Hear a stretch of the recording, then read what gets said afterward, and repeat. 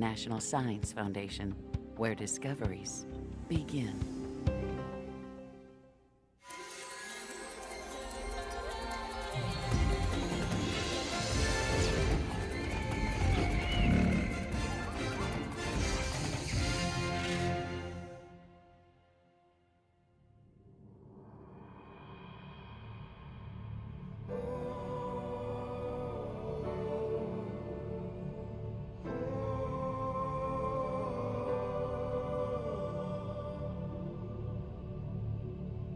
Beneath the earth we know lie other worlds, hidden from sight, lost in time. But sometimes we can glimpse a lost world through remnants of the past. We've definitely got a skull. Lower right, what do you think? It's hard to say. Maybe This story begins with the discovery of unidentified bones. depositional environment. It's part of the Niobe. A team of paleontologists will try to figure out whose bones they are and what world they came from. So we got a time frame. That's a start. They were discovered in Kansas, mostly farmland today. But once, Kansas lay beneath a vast sea.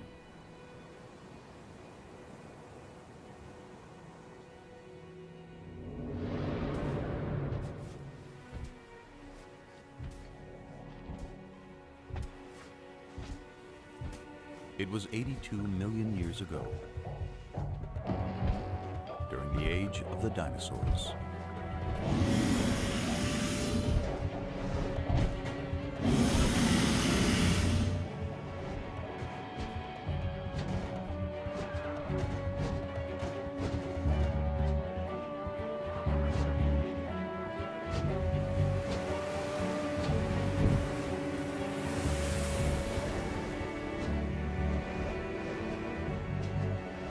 But there was another world of giants on Earth. A submerged world, where enormous reptiles ruled seas filled with incredible creatures.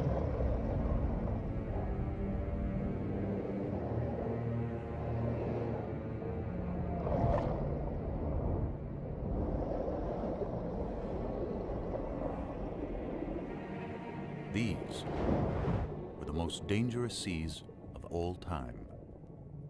No living thing was safe.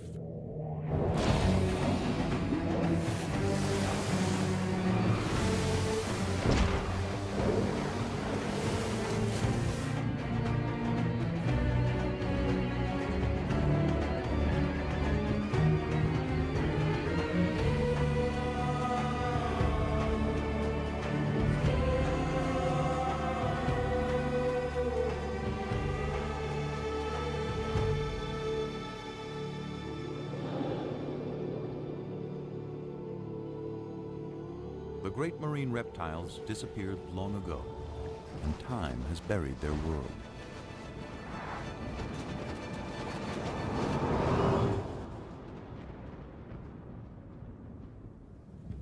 But any of us might still encounter a sea monster.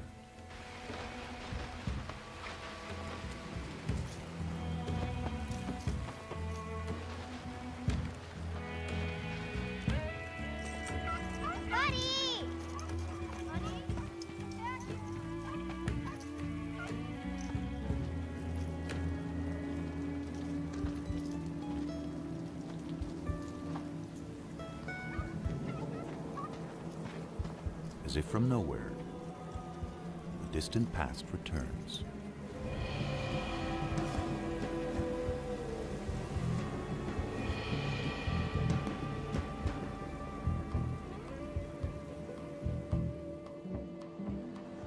The scientists hope to find not just the fossil of an ancient creature, but a story recorded in its bones. Grab your tools.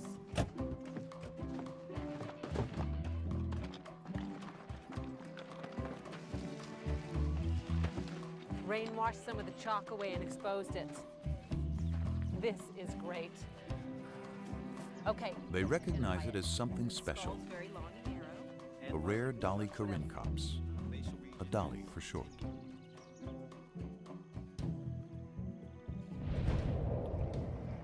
It was a marine reptile of the late Cretaceous,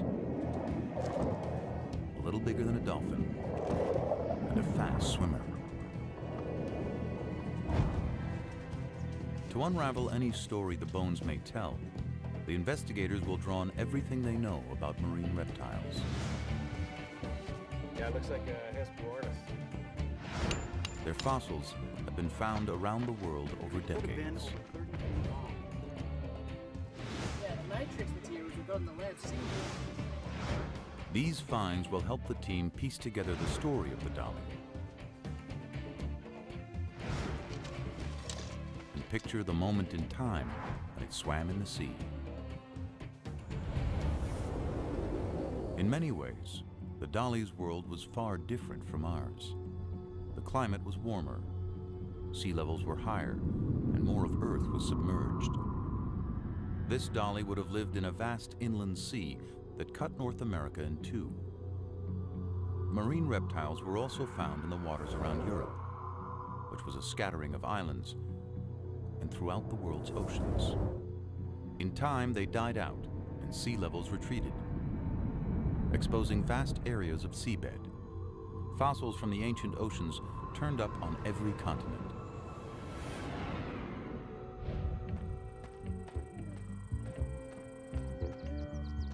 A discovery in the Australian outback offers clues to how the dolly's life may have begun. It seems to be laying out in a pretty consistent pattern.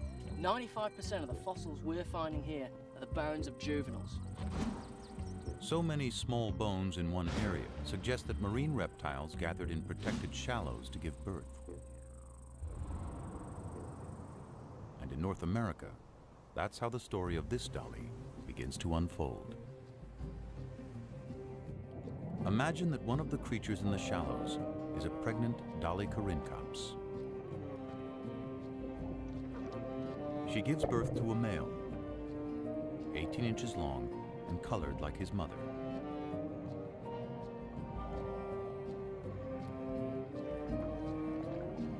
And a female, darker in color, with light patches below her eyes. And it's her life we begin to follow. She and her brother are air breathers. Instinct tells them what they have to do in their first minute alive.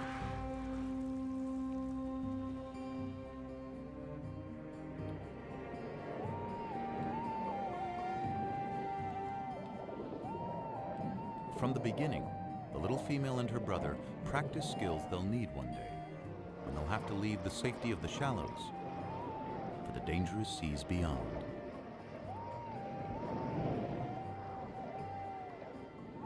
If she survives the perils to come, she'll return here one day and have young of her own.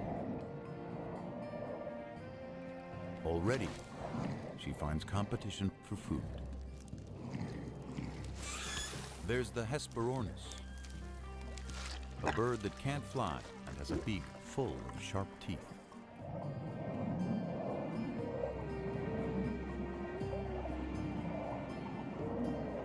And the Styxosaurus, a distant cousin of the dollies with a supersized neck.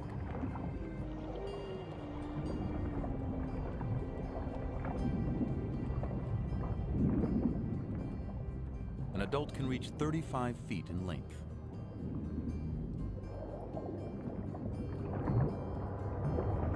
More than half of it, neck.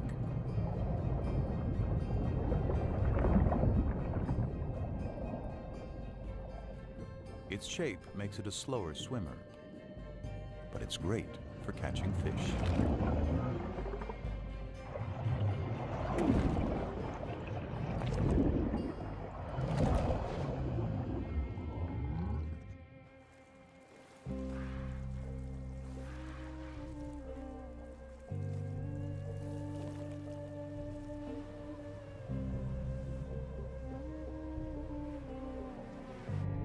The little dolly soon comes across creatures that move by pumping jets of water from their shells.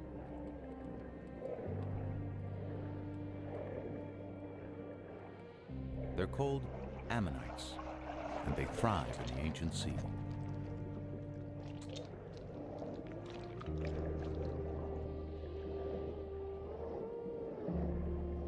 They have rock-hard armor, and perhaps another defense. Swim too close like the little female, and get a face full of ink.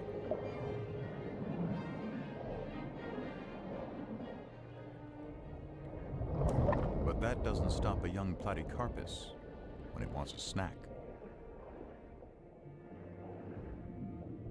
Ammonites were once abundant, and their fossils have been uncovered often, even by a road crew in Texas.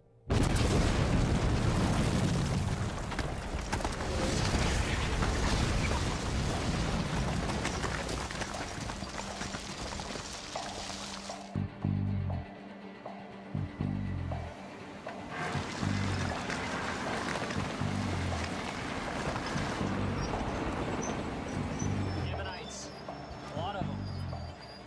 There were many kinds of ammonites, and we know when most of them lived, so their fossils are like markers in time. Identify an ammonite, and you can date other less common fossils nearby. That helps place dollies in the long history of marine reptiles. It began some 250 million years ago in the Triassic period, with land reptiles that moved into the sea. They developed webbed feet, then flippers. Some had elaborate armor. Into the Jurassic, they continued to evolve. To see at great depths, some had eyes the size of dinner plates. Top predators grew immense and powerful, reaching their peak in the late Cretaceous, near the end of the dinosaur age. The very time when the dolichorhynchops lived.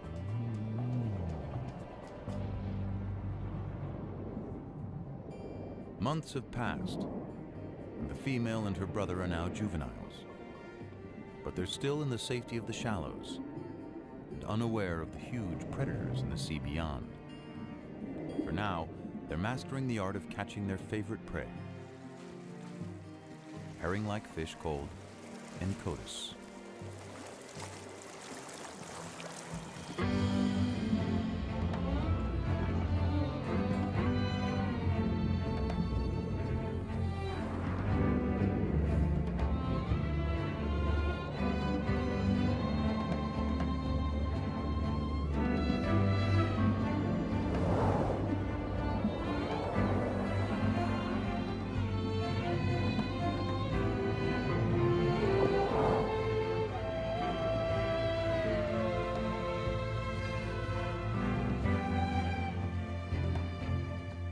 Then one day, everything changes for the dollies.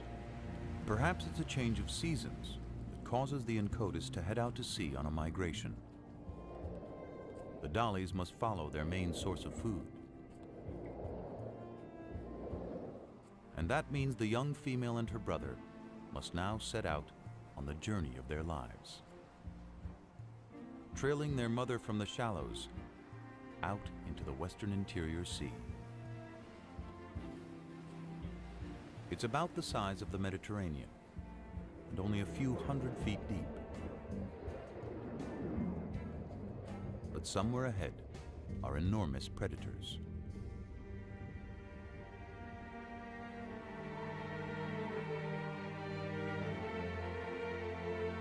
We know because where those predators once swam, the layered earth holds their remains as if a vast graveyard. Exposed to wind and rain, it gradually reveals what's within.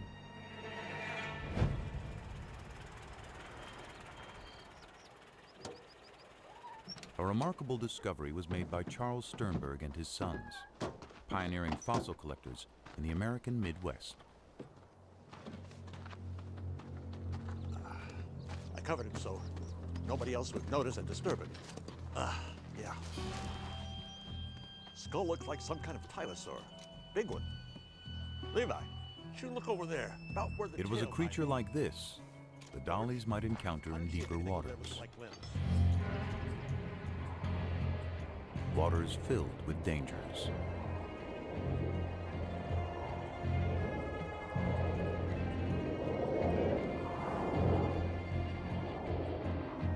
The Tusateuthis was a massive hunter, like the giant squid of today. Up to 30 feet long and abundant in the inland sea.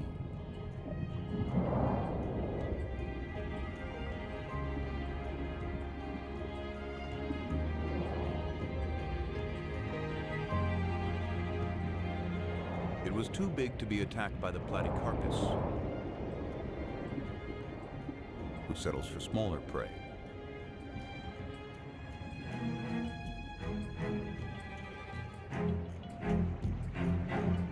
Platycarpus itself was fierce, but not in the same league as its larger relative, the creature the Sternbergs had found.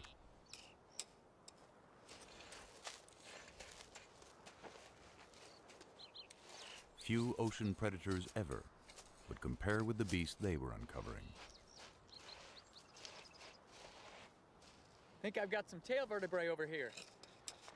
Could be lower limb bones. Part of a paddle. Skull here, paddle there. Tail vertebra over there. This fella could be giant-sized. It was a giant with no enemy.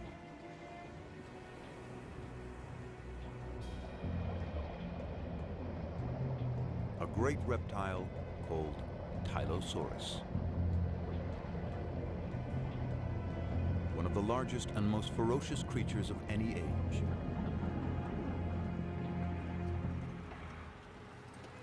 A fossil of a closely related beast tells us more. תבדוק מה מצאנו פה? וואו, חבריה. תראה מה זה, איזה דבר ענק. יא ביה. משהו מדהים, מדדת? Its eyes were as big as grapefruits. מטר וחצי. מטר, מעל מטר וחצי. Cone-shaped teeth filled its jaws and the roof of its mouth. Perfect for seizing prey.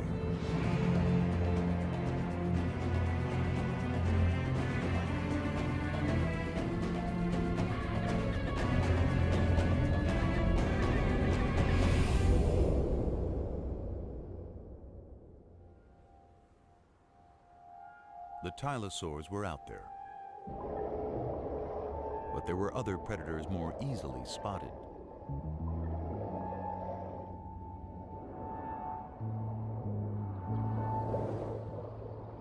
As fish go, Xiphactinus was gigantic, up to 17 feet long.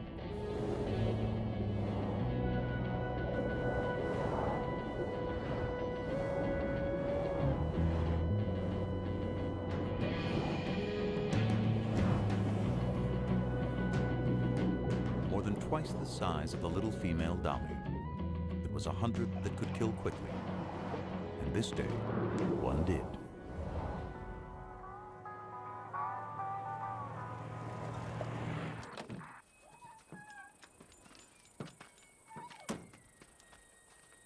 We know what happened from a fossil excavated in the Badlands of Kansas by Charles Sternberg's son, George.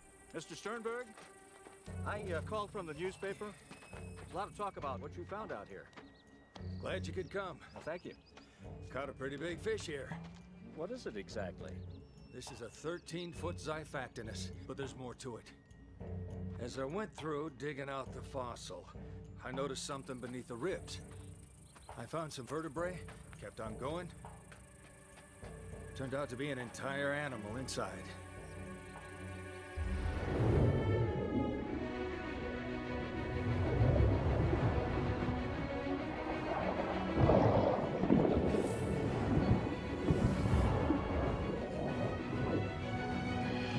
The victim was a 6-foot fish called a gillicus.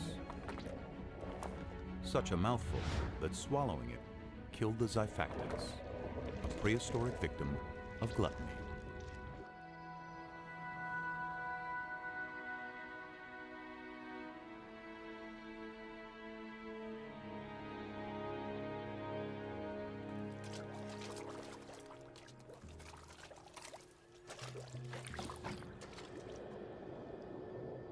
Weeks pass, and the dollies are now far from any shore, venturing into a sea turned magical by night.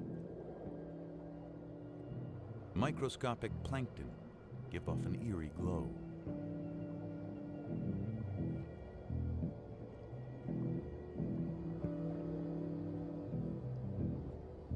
Under cover of darkness, the Incotus rest, not quite sleeping.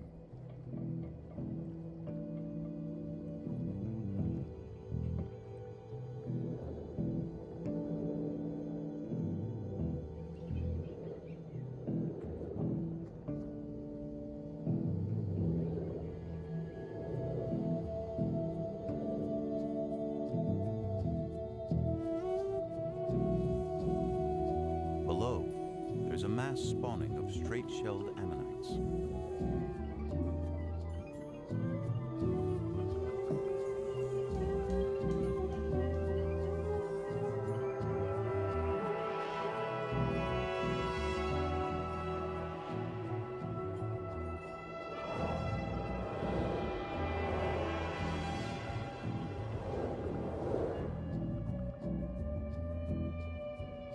The dollies keep their eyes trained for predators, and one is about to change their lives.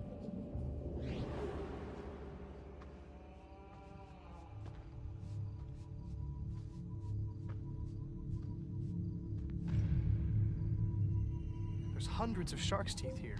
After a long day hunting fossils, two amateur collectors unearthed the wealth of shark's teeth.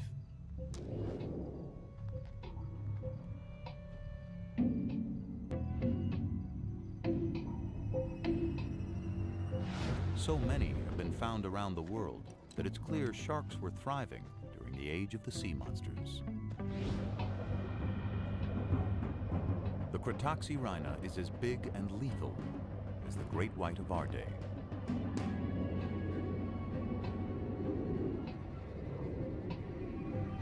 It slices its victims into bite-sized chunks using razor-sharp teeth.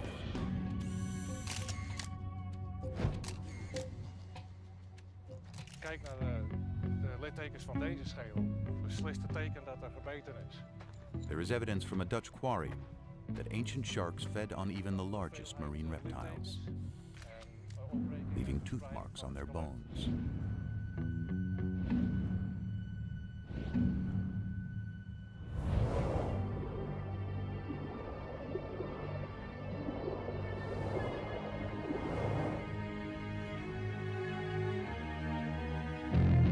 The female and her brother are being watched.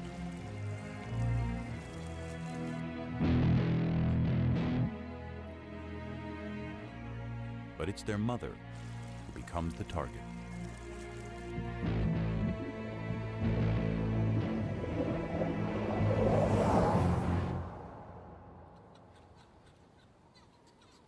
Their mother is gone, but it isn't over. A smaller shark goes after the young female. She's wounded, but she survives the initial charge.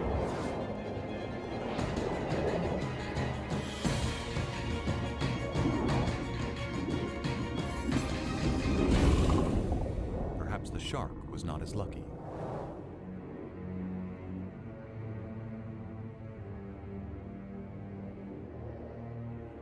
Her injury will heal, though she'll always carry a shark's tooth embedded in her flipper.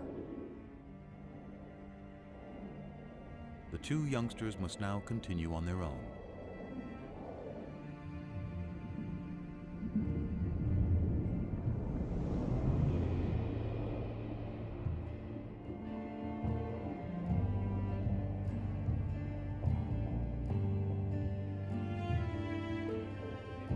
If the female and her brother are going to survive, they'll have to find food and their way in this vast inland sea.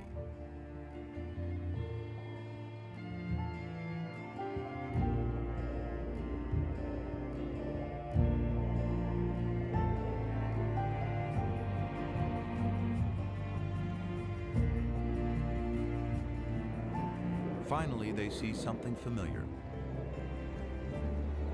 A school of Incotus, trailed by other dollies.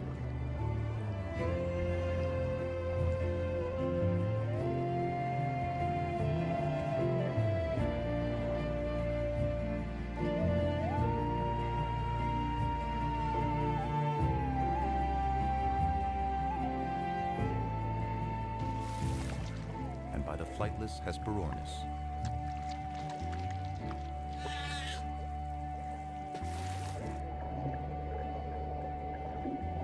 But nearly anything in the sea can be a meal for a tylosaur. This one died with a full stomach. Yeah, it looks like a Hesperornis. Big as a pelican. Maybe bigger. The stomach contents of a single tylosaur reveal its enormous appetite. I think so. This looks like the bone of a 3 to 5 foot long teleost fish. Got a bone here from a small mosasaur, probably the size of an alligator. And it seems like he swallowed a shark. Big eater, this guy.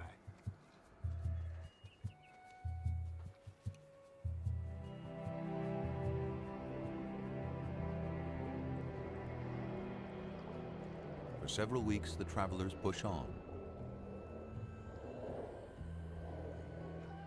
The female's flipper is slowly healing, the embedded tooth now surrounded by scar tissue.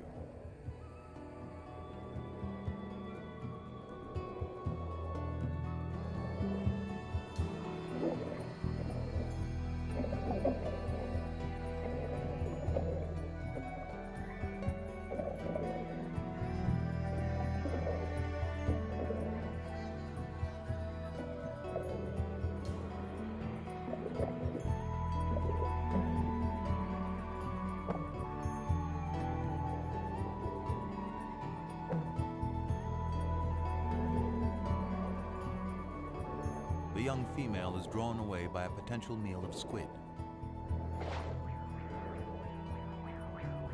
One escapes among a colony of crinoids, prehistoric relatives of sea stars, perhaps swept up from the bottom by currents.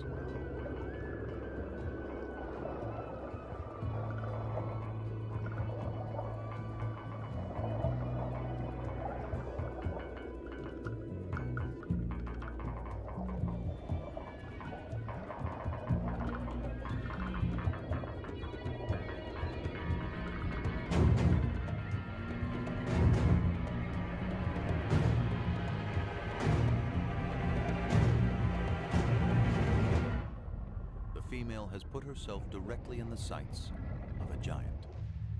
Taking the exposed parts of the skeleton together, skull to tail, I make the specimen about a 29-footer. Yeah.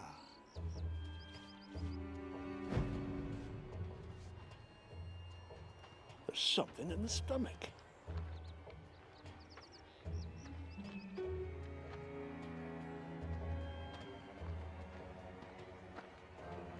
They had found the monster's last meal entombed within its ribs.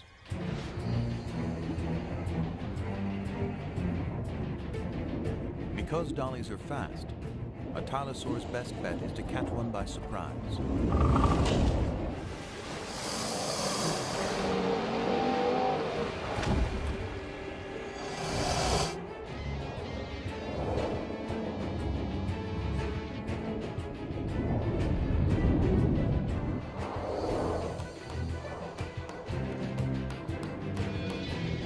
Escapes, but her brother doesn't see the danger coming.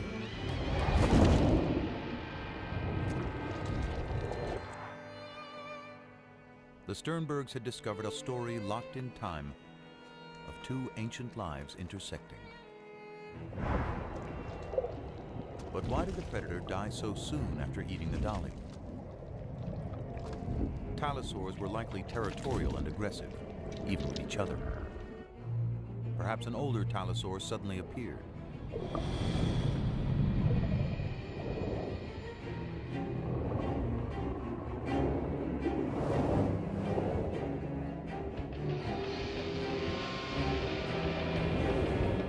The younger tylosaur is threatened and tiring, slowed down by the large meal in his stomach. The female dolly is forgotten.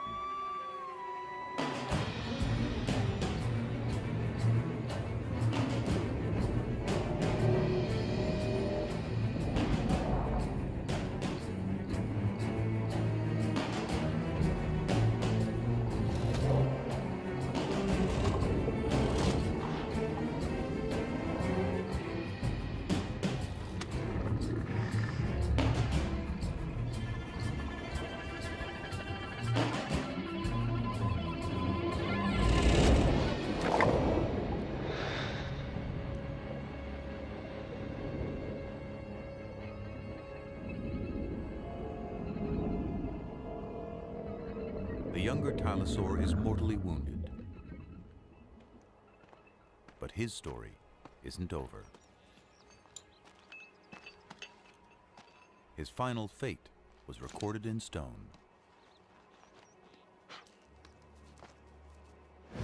A shark's tooth lay near the fossil. Look at this!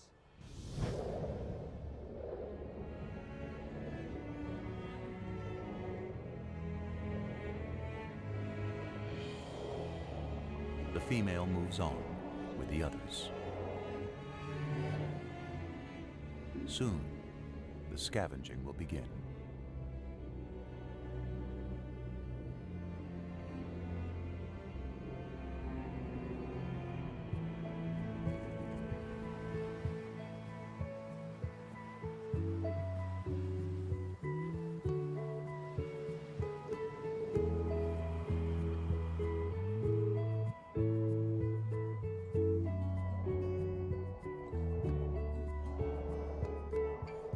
The young Dolly has seen the deaths of her mother and brother, but she survived.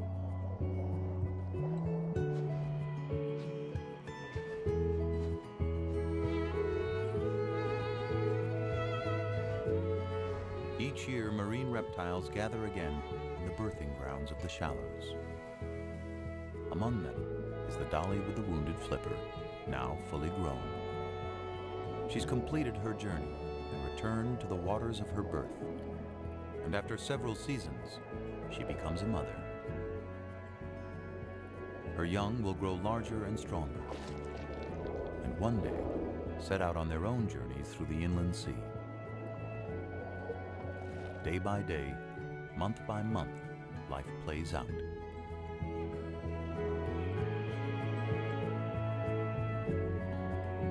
She sees several litters of her offspring mature and depart on lives of their own. Eventually, a year comes when the mother can't finish the migration. One quiet day, when old age has weakened her body, her life comes to a gentle end.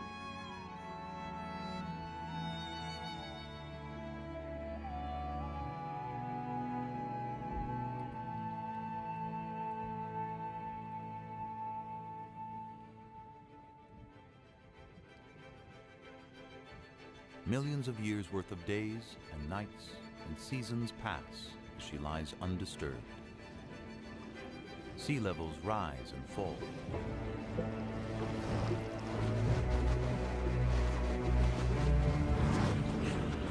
Around the world, continents shift. Volcanic activity changes the face of the Earth.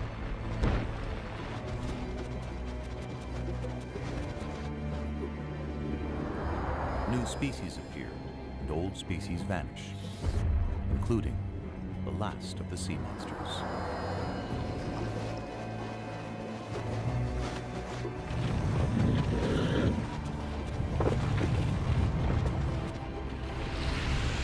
Beneath the shifting land, the remains of the great ocean reptiles are turned by time into rock. Daddy? And lie hidden until exposed. Daddy? This time by a summer rain.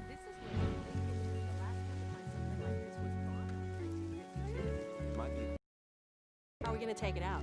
We may have to plaster the whole thing and take it out in a jacket. Hey, come check this out. There was something unusual about one of the rear flippers.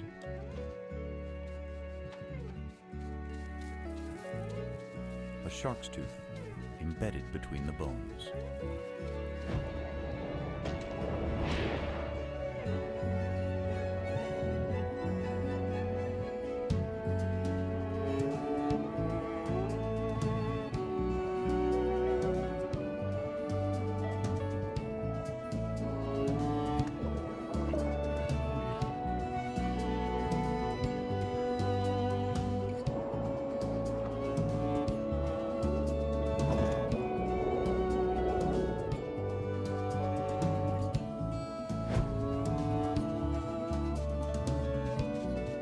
After 82 million years, the female Dolly Corincops has returned to tell her story.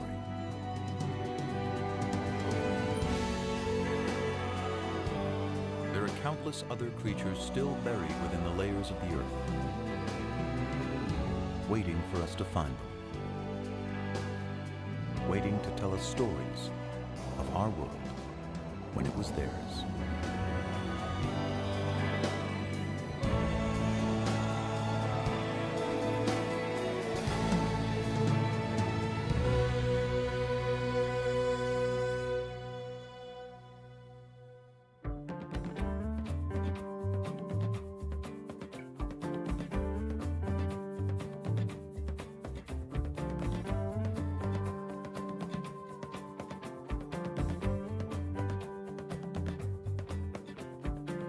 Looking for clues, traces, and signs, scraping away the dirt and dust of time.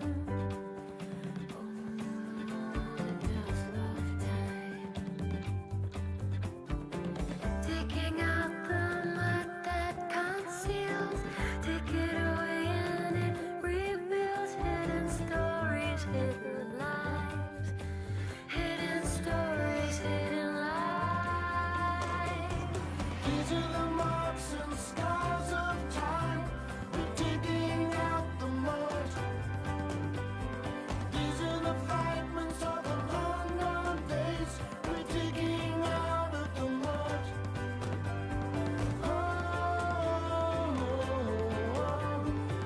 Burning stories of a different life.